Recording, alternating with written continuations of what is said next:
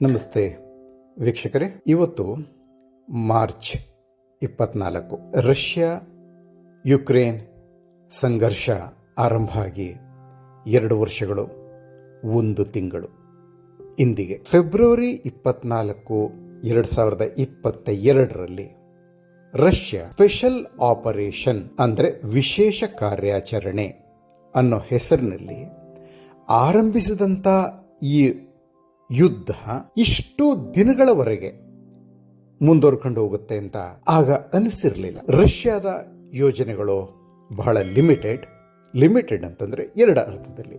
ಒಂದು, ತನ್ನದು ಅಂತ Russia claim ಮಾಡ್ತಾ ಇದ್ದಂತ ಕ್ರಿಮಿಯಾ ಪೆನಿನ್ಸುಲಾವನ್ನ ಪೂರ್ಣವಾಗಿ ತನ್ನದಾಗಿಸಿಕೊಳ್ಳೋದು. ಅಂದ್ರೆ 2014ರಲ್ಲೇ ಕ್ರಿಮಿಯಾ ಪೆನಿನ್ಸುಲಾವನ್ನ ರಷ್ಯಾ ತಗೊಂಡಿತ್ತು ತನ್ನ ವಶಕ್ಕೆ. ಅದನ್ನ ಇನ್ನಷ್ಟು ಬಲವಾಗಿ ತನ್ನ ಹಿಡಿತಕ್ಕೆ ಸೇರಿಸಿಕೊಳ್ಳೋದು. ಅಂದರೆ ಯಾವ ರೀತಿಯಲ್ಲೂ ಯುಕ್ರೇನ್ ಮೇಲೆ ಮತ್ತೆ ಸಂಪರ್ಕ ಸಾಧಿಸದ ಹಾಗೆ ಯುಕ್ರೇನ್ ಅನ್ನ ತಡೆಯೋದು. ಅಂದರೆ ಆ ಜಾಪರೋಜಿಯಾ, ಖೆರ್ಸೋನ್ ಈ ಪ್ರದೇಶಗಳನ್ನೆಲ್ಲ ತಾನೇ ಆಕ್ರಮಿಸಿಕೊಂಡು ಮತ್ತೆ ನೀಪರ್ ನದಿಯಿಂದ ಯುಕ್ರೇನ್ಗೆ ನೀರು ಹೋಗೋದಕ್ಕೆ ಮಾಡಿದ್ದಂಥ ಕಾಲುವೆಗಳನ್ನು ಅವುಗಳನ್ನು ಯುಕ್ರೇನ್ ಬ್ಲಾಕ್ ಮಾಡಿಬಿಟ್ಟಿತು. ಅವುಗಳನ್ನೆಲ್ಲ ಮತ್ತೆ ತನ್ನ ವಶಕ್ಕೆ ತಗೊಂಡು ಯುಕ್ರೇನ್ ಪೆನಿನ್ಸುಲಾಗೆ ನೀಪರ್ ನದಿಯಿಂದ ನೀರನ್ನು ಸಪ್ಲೈ ಮಾಡೋದು, ಯುಕ್ರೇನ್ನಿಂದ ಯಾವುದೇ ಅಡೆತಡೆಗೆ ಒಳಗಾಗದಂತೆ. ಇದು ಒಂದು ಉದ್ದೇಶ. ಅನಂತರ ರಷ್ಯನ್ರು ಅಧಿಕವಾಗಿದ್ದಂಥ ಪೂರ್ವದ ಲುಹಾನ್ಸ್ಕ್ ಮತ್ತು ದೊನಿಯೆತ್ಸ್ ಪ್ರಾಂತ್ಯಗಳನ್ನು ತನ್ನ ವಶಕ್ಕೆ ತಗೊಳ್ಳೋದು. ಯಾಕಂದರೆ ಅಲ್ಲಿನ ರಷ್ಯನ್ ಜನರ ಮೇಲೆ ಈ ಝೆಲೆನ್ಸ್ಕಿಯ ಸರ್ಕಾರ ಅದೊಂದು ಅಟ್ರಾಸಿಟೀಸ್ ನಡೆಸ್ತಾ ಇತ್ತು. ಅದು ಎಲ್ಲರೂ ಒಪ್ಕೊಳ್ಬೇಕಾದಂಥ ವಿಷಯನೇ. ಹೀಗಾಗಿ ಅವರನ್ನು ಯುಕ್ರೇನ್ ಸರ್ಕಾರದ ಒಂದು ಕಿರುಕುಳದಿಂದ ತಪ್ಪಿಸೋದಕ್ಕೆ ಮತ್ತು ತನ್ನ ರಷ್ಯನ್ ಭಾಷಿಕರು, ರಷ್ಯನ್ ಜನಾಂಗದವರು ತನ್ನ ಜೊತೆ ಇರಬೇಕು ಅನ್ನೋದು ಮಾಸ್ಕೋದ ಒಂದು ಇಂಗಿತ ಆಗಿತ್ತು. ಮತ್ತೆ ಎಷ್ಟು ಸಾಧ್ಯವೋ ಅಷ್ಟು ಬ್ಲ್ಯಾಕ್ ಸಿ ಕಡೆಗೆ ಯುಕ್ರೇನ್ನ ಭೂ ಸಂಪರ್ಕವನ್ನ ತಡೆ ಹಿಡಿಯೋದು. ಅಂದ್ರೆ ಹೊರ ದೇಶಗಳ ಜೊತೆಯಲ್ಲಿ, ಹೊರ ಜಗತ್ತಿನ ಜೊತೆಯಲ್ಲಿ ಯುಕ್ರೇನ್ಗೆ ಸಮುದ್ರ ಮಾರ್ಗಗಳನ್ನು ಎಷ್ಟು ಸಾಧ್ಯವಷ್ಟು ಬಂದ್ ಮಾಡಿಬಿಡೋದು.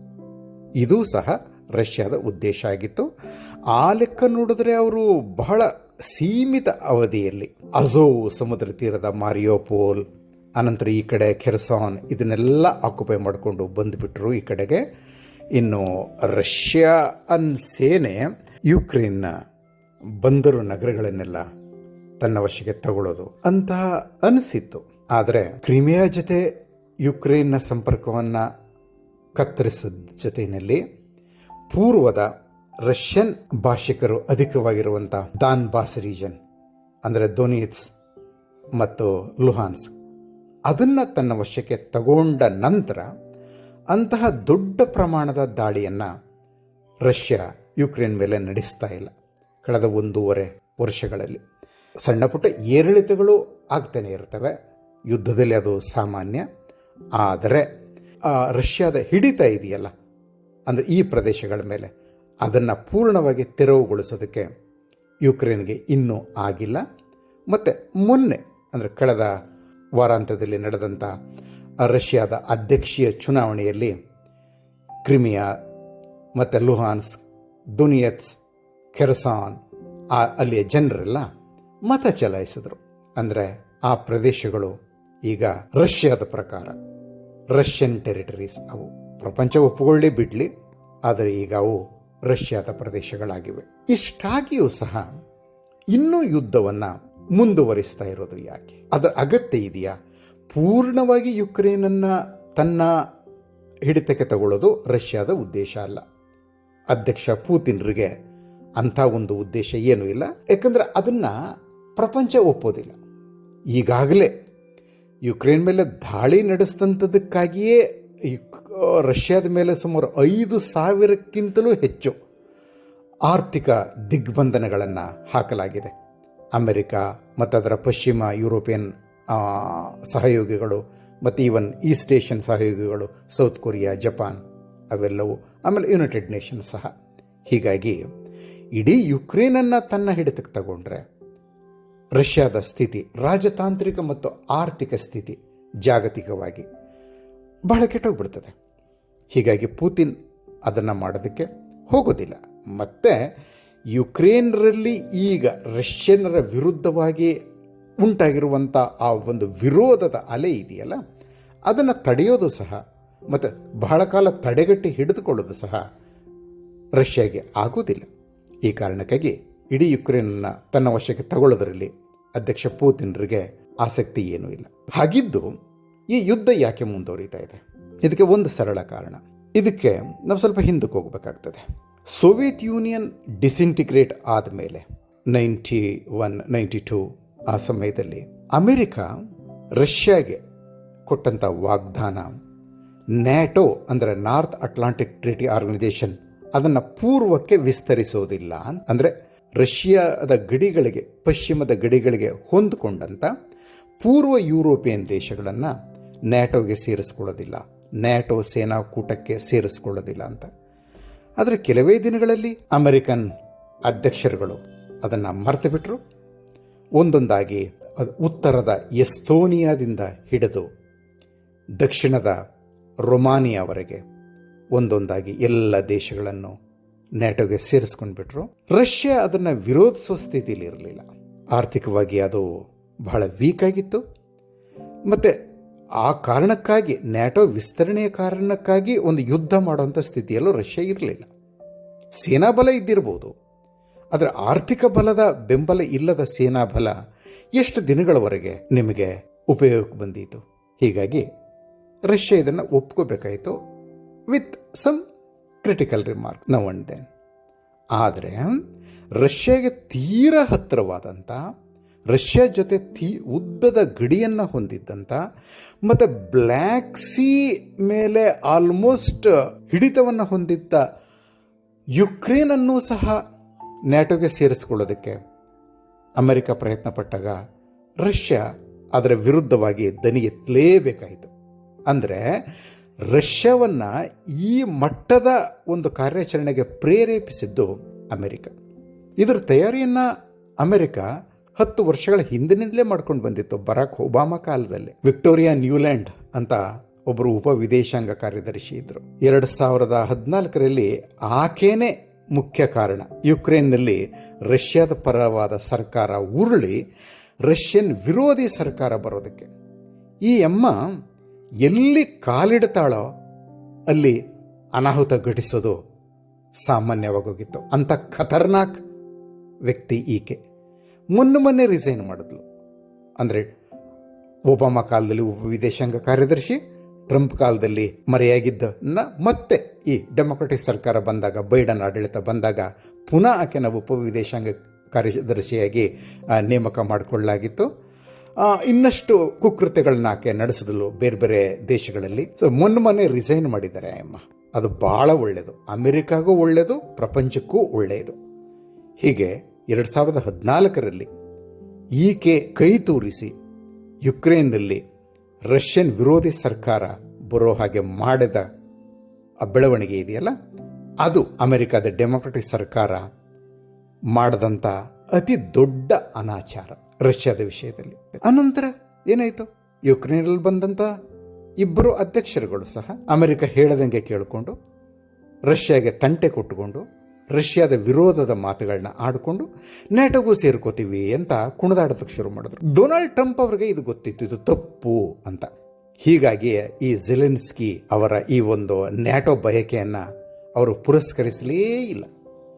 ಆದರೆ ಮತ್ತೆ ಈ ಡೆಮೊಕ್ರೆಟಿಕ್ ಸರ್ಕಾರ ಬಂದದ್ದೇ.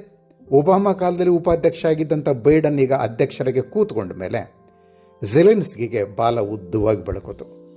ಓಕೆ, ಈಗ ನನಗೆಲ್ಲವೂ ಸಿಕ್ಬಿಡ್ತದೆ, ನ್ಯಾಟೋಗೆ ಸೇರಿಸ್ಕೋತಾರೆ ಅಂತ ಅಮೆರಿಕ ಸಹ ಆಶ್ವಾಸನೆಯನ್ನು ಕೊಡ್ತು. ಹೀಗಾಗಿ ಝೆಲೆನ್ಸ್ಕಿ ಸ್ವಲ್ಪ ಒಂದು ಹದ್ದು ಮೀರಿಯೇ ವರ್ತಿಸೋಕ್ಕೆ ಶುರು ಮಾಡಿದಾಗ ಮತ್ತು ರಷ್ಯಾದ ವಿರುದ್ಧವಾಗಿ ಬಳಸೋದಕ್ಕೆ ಶಸ್ತ್ರಾಸ್ತ್ರಗಳನ್ನು ಅಮೆರಿಕ ಪೂರೈಕೆ ಮಾಡೋದಕ್ಕೆ ಶುರು ಮಾಡಿದಾಗ ಯುಕ್ರೇನ್ಗೆ ಅಧ್ಯಕ್ಷ ಪುತಿನ್ಗೆ ಸುಮ್ಮನಿರೋದಕ್ಕೆ ಆಗಲೇ ಇಲ್ಲ. ಅವರು ಈ ವಿಶೇಷ ಕಾರ್ಯಾಚರಣೆಯನ್ನು ಆರಂಭಿಸಲೇಬೇಕಾಯಿತು. ಇದ್ರ ಬಗ್ಗೆ ನಿಮಗೆಲ್ಲ ಗೊತ್ತಿದೆ. ಆದರೂ ಏಕಾಏಕಿ ಈಗ ಏನು ನಡೀತಾ ಇದೆ ಅನ್ನೋದ್ರ ಬಗ್ಗೆ ಹೇಳೋದಕ್ಕೆ ಶುರು ಮಾಡಬಾರ್ದು. ಒಂಚೂರು ಬ್ಯಾಕ್ಗ್ರೌಂಡ್ ಇರಲಿ ಅಂತ ಇಷ್ಟನ್ನೇ ಹೇಳಿದೆ. ಓಕೆ, ಇದರ ಬಗ್ಗೆ ನಾನು ತುಂಬ ಹಿಂದೆ ಹೇಳಿದ್ದೀನಿ, ತುಂಬ ಬರೆದಿದ್ದೀನಿ. ನಾನು ಅದನ್ನೆಲ್ಲ ನೀವು ಓದಿದವರಿಗೆ ನಾನು 6-7 ಸಾವಿರ ಪದಗಳ ಲೇಖನಗಳನ್ನು ಬರೆದಿದ್ದೀನಿ ಇದ್ರ ಬಗ್ಗೆ. ಸೊ ಅದನ್ನೆಲ್ಲ ಓದಿರೋ ನಿಮಗೆ ಎಲ್ಲ ವಿವರಗಳು ಗೊತ್ತಿರ್ತದೆ. ಅದು ನೀವು ಸಹ ಮಾಧ್ಯಮಗಳ ಮೂಲಕ ಸಾಕಷ್ಟು ತಿಳ್ಕೊಂಡಿದ್ದೀರಿ. ಸೊ ಈಗಿನ ಪ್ರಸಂಗಕ್ಕೆ ಬರೋದಕ್ಕೆ ಇಷ್ಟು ವಿವರಗಳು ಸಾಕು. ಸೊ ಇಷ್ಟಾಗಿಯೂ ರಷ್ಯಾ ಯಾಕೆ ಯುದ್ಧ ಮುಂದುವರಿಸ್ತಾ ಇದೆ ಈ ವಿಷಯಕ್ಕೆ ನಾವು ಮತ್ತೆ ಬರೋಣ. ನಾನು ಹೇಳಿದೆ ನಿಮಗೆ, ಯುಕ್ರೇನನ್ನು ನ್ಯಾಟೋಗೆ ಸೇರಿಸ್ಕೋಬೇಕು ಅಂತ ಅಮೆರಿಕಾದ ಡೆಮೊಕ್ರೆಟಿಕ್ ಸರ್ಕಾರಗಳೆಲ್ಲ ಬಯಸ್ತವೆ ಅಂತ, ಯುಕ್ರೇನ್ನ ಈ ಆಸೆಗೆ ಕುಮ್ಮಕ್ಕು ಕೊಡ್ತವೆ ಅಂತ. ಜೆಲೆನ್ಸ್ಕಿಗೂ ಅದೇ, ಅಂದರೆ ಯುಕ್ರೇನ್ ಅಧ್ಯಕ್ಷ ವೊಲೋದಿಮಿರ್ ಜೆಲೆನ್ಸ್ಕಿಗೂ ಸಹ ಅದೇ ಬಯಕೆ. ಇದನ್ನ ತಡೆಯೋದು ಹೇಗೆ? ಆಕ್ಚುಲಿ ಅಮೆರಿಕ ಬಯಸಿದ್ರೆ ಮತ್ತೆ ಯುಕ್ರೇನ್ ಅಪ್ಲೈ ಮಾಡಿಬಿಟ್ರೆ ಮತ್ತೆ ನ್ಯಾಟೋದ ಎಲ್ಲ ಸದಸ್ಯ ರಾಷ್ಟ್ರಗಳು ಇದನ್ನು ಒಪ್ಪಿಕೊಂಡ್ಬಿಟ್ರೆ ಯುಕ್ರೇನ್ ಮೆಂಬರ್ ಆಗಿಬಿಡ್ತದೆ. ರಷ್ಯಾ ಅದನ್ನು ತಡೆಯೋದಕ್ಕಾಗೋದಿಲ್ಲ. ಆದರೆ ಒಂದು ಸಮಸ್ಯೆ ಇದೆ ಇಲ್ಲಿ ಯುಕ್ರೇನ್ಗೆ, ಅಥವಾ ನ್ಯಾಟೋದ ಒಂದು ನಿಯಮ. ಯಾವ ದೇಶ ಯುದ್ಧ ನಿರತವಾಗಿದೆಯೋ ಅದನ್ನು ನ್ಯಾಟೋಗೆ ಮೆಂಬರ್ ಮಾಡ್ಕೊಳ್ಳೋದಕ್ಕೆ ಆಗೋದಿಲ್ಲ. ಅಂದರೆ ಒಂದು ಯುದ್ಧ ಮಾಡ್ತಾ ಇರೋ ದೇಶವನ್ನು ತನ್ನ ಗುಂಪಿಗೆ ಸೇರಿಸಿಕೊಂಡು ಅದರ ಪರವಾಗಿ ತಾನು ಯುದ್ಧ ಮಾಡೋದಕ್ಕೆ ನ್ಯಾಟೋ ಅದ ನಿಯಮಗಳು ಸಮ್ಮತ ನೀಡೋದಿಲ್ಲ. ಹೀಗಾಗಿ ಏನಾಗಿದೆ, ಎಲ್ಲಿವರೆಗೆ ಸಣ್ಣ ಪ್ರಮಾಣದಲ್ಲಿ ಆದರೂ ಯುಕ್ರೇನ್ ರಷ್ಯಾ ಯುದ್ಧ ನಡೀತಾನೇ ಇರ್ತದೋ ಅಲ್ಲಿಯವರೆಗೆ ಯುಕ್ರೇನ್ ನ್ಯಾಟೋದ ಮೆಂಬರ್ ಆಗೋದಕ್ಕೆ ಸಾಧ್ಯ ಇಲ್ಲ. ನ್ಯಾಟೋ ರಷ್ಯಾದ ಬಾರ್ಡರ್ಗೆ, ಅಂದರೆ ಈ ಬ್ಲ್ಯಾಕ್ ಸಿ ಬಾರ್ಡರ್ಗೆ ಬರೋದಕ್ಕೆ ಸಾಧ್ಯ ಇಲ್ಲ. ಬಹುಶಃ ಹಾಗಂತ ಎಲ್ಲಿ ತನಕ ರಷ್ಯಾ ಇದನ್ನು ಎಳ್ಕೊಂಡು ಹೋಗು ಬೇಕಾದಷ್ಟು ದಿನಗಳು. ಯಾಕೆಂತ ಹೇಳಿದ್ರೆ ಪಶ್ಚಿಮದ ದೇಶಗಳು ವಿಧಿಸಿದಂಥ ಈ ಒಂದು ದಿಗ್ಬಂಧನ ಇದೆಯಲ್ಲ, ಅದನ್ನು ರಷ್ಯಾ ತಾಳ್ಕೊಂಡಿದೆ. ರಷ್ಯಾದ ಇಕಾನಮಿ ಕೊಲ್ಯಾಪ್ಸ್ ಆಗಿಲ್ಲ. ಅದರ ಬದಲಾಗಿ ಪಶ್ಚಿಮ ಯುರೋಪಿಯನ್ ಇಕಾನಮಿಗಳು ಹಿಂಜರಿತದ ಹಾದಿಗೆ ಇಳಿದಿವೆ. ಅಮೆರಿಕದ್ದು ಸಹ ಹೇಳಿಕೊಳ್ಳುವ ದೊಡ್ಡ ಸಾಧನೆಯನ್ನು ಆರ್ಥಿಕ ಕ್ಷೇತ್ರದಲ್ಲಿ ಮಾಡ್ತಾ ಇಲ್ಲ. ಹೀಗಾಗಿ ರಷ್ಯಾಗೆ ಈ ಯುದ್ಧದಿಂದ ಇದುವರೆಗೆ ಹೇಳಿಕೊಳ್ಳುವ ಹಾನಿಯಾಗಿಲ್ಲ, 5,000 ಆರ್ಥಿಕ ದಿಗ್ಬಂಧನಗಳ ಹೊರತಾಗಿಯೂ. ಇದೇ ಸ್ಥಿತಿನಲ್ಲಿ ರಷ್ಯಾ ಇನ್ನೂ ಮುಂದುವರಿಬಹುದು, ಏನೂ ತೊಂದರೆ ಇಲ್ಲ. ಸೊ ರಷ್ಯಾ ಮುಂದುವರಿಸ್ತದೆ ಯುದ್ಧವನ್ನ. ಈ ವರ್ಷದ ಅಂತ್ಯದಲ್ಲಿ ಅಮೆರಿಕಾದಲ್ಲಿ ನಡೆಯುವಂಥ ಎಲೆಕ್ಷನ್ನಲ್ಲಿ ಮತ್ತೆ ಡೊನಾಲ್ಡ್ ಟ್ರಂಪ್ ಅಧ್ಯಕ್ಷರಾಗಿ ಬಿಟ್ಟರೆ ಆಗ ಅವರು ಯುಕ್ರೇನ್ನ ಅಥವಾ ಅಧ್ಯಕ್ಷ ಜೆಲೆನ್ಸ್ಕಿಯ ಆಸೆಗೆ ತಣ್ಣೀರು ಎರಚಿಬಿಡ್ತಾರೆ. ನ್ಯಾಟೋಗೆ ನೀನು ಬರಬೇಕಾಗಿಲ್ಲ, ಅಲ್ಲೇ ಇರುವಂತ. ಆವಾಗ ರಷ್ಯಾ ಯುದ್ಧ ನಿಲ್ಲಿಸ್ಬೋದು. ಆದರೆ ಮತ್ತೆ ಇದೇ ಡೆಮೊಕ್ರೆಟಿಕ್ ಸರ್ಕಾರವೇ ಮುಂದುವರೆದ್ರೆ ಯುದ್ಧನೂ ಮುಂದುವರಿಯುತ್ತದೆ. ಯಾಕಂದರೆ ನಾನು ಪ್ರಾರಂಭದಲ್ಲಿ ನಿಮ್ಗೆ ಹೇಳಿದ ರೀತಿ ಯುಕ್ರೇನನ್ನು ನ್ಯಾಟೋಗೆ ಸೇರಿಸ್ಕೊಳ್ಳೋದು, ರಷ್ಯಾದ ವಿರುದ್ಧವಾದಂಥ ಕೃತ್ಯಗಳಲ್ಲಿ ತೊಡಗೋದು ಡೊನಾಲ್ಡ್ ಟ್ರಂಪ್ ಅವರಿಗೆ ಇಷ್ಟ ಇಲ್ಲ. ಆದರೆ ಅದನ್ನು ಭಾಳ ಉತ್ಸಾಹದಿಂದ ಮಾಡೋದು ಈ ಡೆಮೊಕ್ರೆಟಿಕ್ ಅಧ್ಯಕ್ಷರುಗಳು. ಹೀಗಾಗಿ ಮತ್ತೆ ರಿಪಬ್ಲಿಕನ್ ಆಡಳಿತ ಬಂದರೆ ಯುದ್ಧ ನಿಲ್ಲುತ್ತೆ, ಡೆಮೊಕ್ರೆಟಿಕ್ ಆಡಳಿತವೇ ಮುಂದುವರೆದ್ರೆ ಯುದ್ಧವೂ ಮುಂದುವರಿಯುತ್ತದೆ. ಇದು ಇಷ್ಟು ಹೇಳಬಹುದು. ಒಂದು ಮಾತನ್ನು ಕೊನೆಯಲ್ಲಿ ಹೇಳಿ ನಾನು ಮುಗಿಸ್ತೇನೆ. ಮೊನ್ನೆ ಅಂದರೆ ಮಾರ್ಚ್ 22ನೇ ತಾರೀಕು ಮಾಸ್ಕೋದ ಒಂದು ಕನ್ಸರ್ಟ್ ಹಾಲ್ನಲ್ಲಿ ಒಂದು ಬಹಳ ಭೀಕರ ದಾಳಿ ನಡೀತು. ಇದುವರೆಗಿನ ಲೆಕ್ಕದ ಪ್ರಕಾರ 133 ಜನ ಪ್ರಾಣ ಕಳ್ಕೊಂಡಿದ್ದಾರೆ, 146 ಜನ ಗಾಯಗೊಂಡಿದ್ದಾರೆ. ಅವರಲ್ಲಿ ಇನ್ನೆಷ್ಟು ಜನ ಪ್ರಾಣ ಕಳ್ಕೊಳ್ತಾರೋ ನಮಗೆ ಗೊತ್ತಿಲ್ಲ. ಇದು ಇತ್ತೀಚಿನ ವರ್ಷಗಳಲ್ಲಿ ನಡೆದಂಥ ಅತಿ ದೊಡ್ಡ ಭಯೋತ್ಪಾದಕ ದಾಳಿ. ಒಂದು ಅರ್ಥದಲ್ಲಿ ಅಕ್ಟೋಬರ್ 7ನೇ ತಾರೀಕು ಹಮಾಸ್ ಮಾಡ್ತಲ್ಲ, ಅದಕ್ಕೆ ನಾವು ಹೋಲಿಸಬಹುದು. ಆ ಮಟ್ಟದ ದಾಳಿ, ರಕ್ತಪಾತವನ್ನು ಮಾಸ್ಕೋದಲ್ಲಿ ನಾವು ನೋಡಿದ್ದೀವಿ. ಇದನ್ನು ಮಾಡಿದವ್ರೆ ಈ ISIS-K ಅಂದರೆ ISIS ಖೊರಾಸಾನ್ ಇದೆಯಲ್ಲ, ಅದು ತಾನು ಮಾಡಿದ್ದೀನಿ ಅಂತ ಹೇಳಿದೆಯಂತೆ. ಆದರೆ ತನ್ನ ಮಾತನ್ನ ಪುಷ್ಟೀಕರಿಸೋದಕ್ಕೆ ಅದು ಯಾವ ಆಧಾರವನ್ನು ಕೊಟ್ಟಿಲ್ಲ.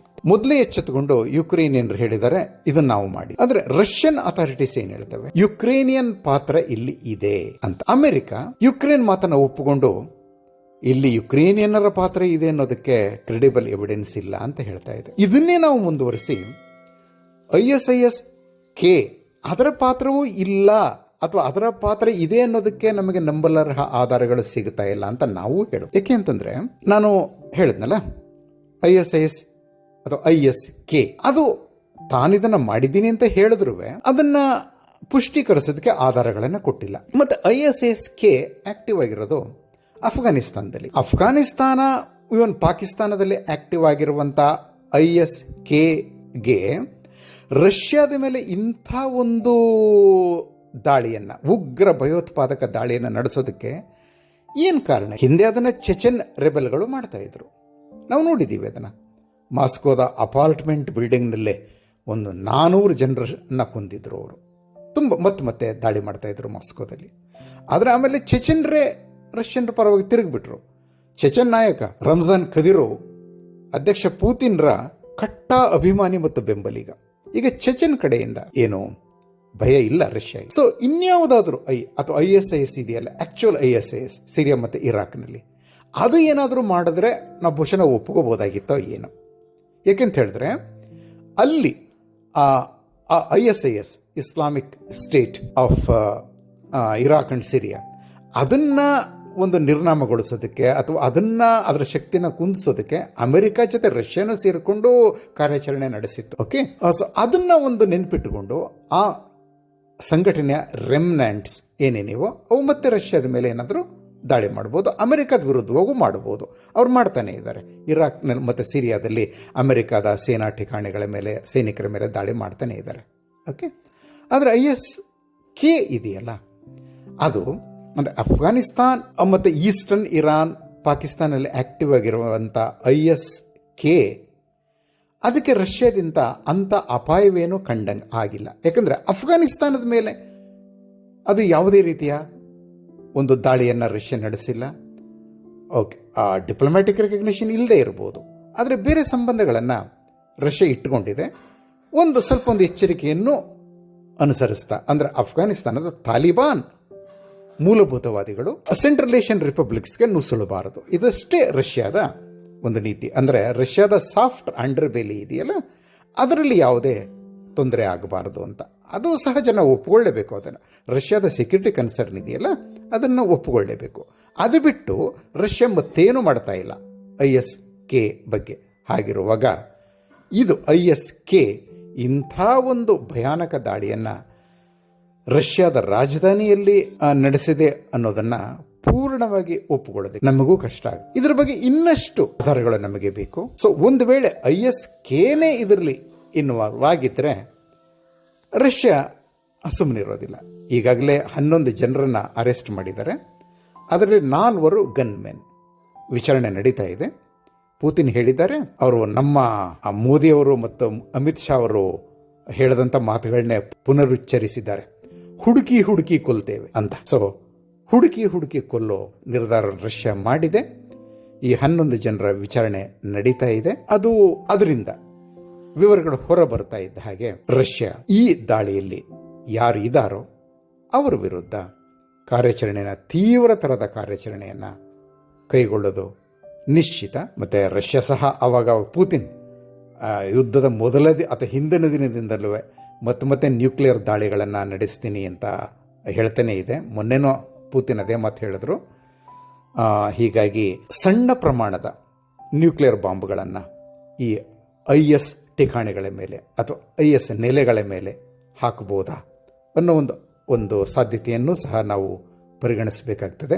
ಅಂದರೆ ISK ಅಥವಾ ಈ ಕನ್ಸರ್ಟ್ ಹಾಲ್ ರಕ್ತದೋಕುಳಿಯಲ್ಲಿ ಯಾರು ನಿಜವಾಗಿ ಇನ್ವಾಲ್ವ್ ಆಗಿದ್ದಾರೋ ಅವರ ಬಗ್ಗೆ ಕ್ರೆಮ್ಲಿನ್ಗೆ ತಿಳಿದ ನಂತರ ಜಾಗತಿಕ ಇತಿಹಾಸ ಅಥವಾ ರಷ್ಯಾದ ಸೇನಾ ಕಾರ್ಯಾಚರಣೆಗಳು ಮತ್ತೊಂದು ಮಜಲಿಗೆ ಏರುತ್ತವೆ. ಕಾದು ನೋಡಬೇಕು. ಕೊನೆಯಲ್ಲಿ ಭಾರತದ ಬಗ್ಗೆ ಒಂದು ಮಾತು ಹೇಳಿ ನನ್ನ ಮಾತನ್ನು ಮುಗಿಸ್ತೇನೆ. ನೋಡಿ, ನಮ್ಮ ಇಂಡಿಯಾ ಯುಕ್ರೇನ್ ಮತ್ತು ರಷ್ಯಾ ಎರಡಕ್ಕೂ ಅನುಕೂಲವಾದಂಥ ಮಾತುಗಳನ್ನ ಆಡ್ತಾನೆ ಬಂದಿದೆ. ಪುತಿನ್ರಿಗೆ ಹೇಳಿದೆ ಇದು ಯುದ್ಧದ ಸಮಯ ಅಲ್ಲ ಅಂತ, ಅಂದರೆ ಯುದ್ಧ ಬೇಡ ಅಂತ ಮೋದಿಯವರು ನೇರವಾಗಿ ಹೇಳಿದ್ದಾರೆ. ಅದು ಹೇಳ್ತಾನೆ ಭಾರತ ಯುಕ್ರೇನ್ ಪರವಾಗಿ ಮಾಡಿದಂಥ ಒಂದು ಮಹಾನ್ ಕೃತ್ಯದ ಬಗ್ಗೆ ಅಮೆರಿಕಾದ CNN ಇತ್ತೀಚೆಗೆ ವಿವರವಾಗಿ ಬರೆದಿದೆ. ಅಕ್ಟೋಬರ್ 22 ನಲ್ಲಿ ಯುಕ್ರೇನ್ ಮೇಲೆ, ಮುಖ್ಯವಾಗಿ ರಾಜಧಾನಿ ಕಿಯೇವ್ ಮೇಲೆ ಸಣ್ಣ ಪ್ರಮಾಣದ ಅಣ್ವಸ್ತ್ರಗಳ ದಾಳಿನ ಮಾಡೋದಕ್ಕೆ ಪೂತಿನ್ ಆಲೋಚನೆ ಮಾಡಿದ್ರಂತೆ, ಟ್ಯಾಕ್ಟಿಕಲ್ ನ್ಯೂಕ್ಲಿಯರ್ ವೆಪನ್ಸನ್ನು ಬಳಸೋದಕ್ಕೆ. ಆಗ ಮೋದಿ ಅವರು ಅದನ್ನು ತಡೆದ್ರಂತೆ. ಹೀಗೆ ಮಾಡೋದು ಬೇಡ, ತಪ್ಪು ಇದು ಅಂತ ಹೇಳಿ ಮೋದಿಯವರು ಪೂತಿನ್ರ ಮನವನ್ನು ಒಲಿಸಿದ್ರಂತೆ. ಅಮೆರಿಕಾದ ಮಾಧ್ಯಮಗಳೇ ಇದನ್ನು ವರದಿ ಮಾಡಿವೆ. ಸೊ ನಮ್ಮ ಕಡೆಯಿಂದ ಏನೂ ಸುದ್ದಿ ಇಲ್ಲ ಈ ಬಗ್ಗೆ.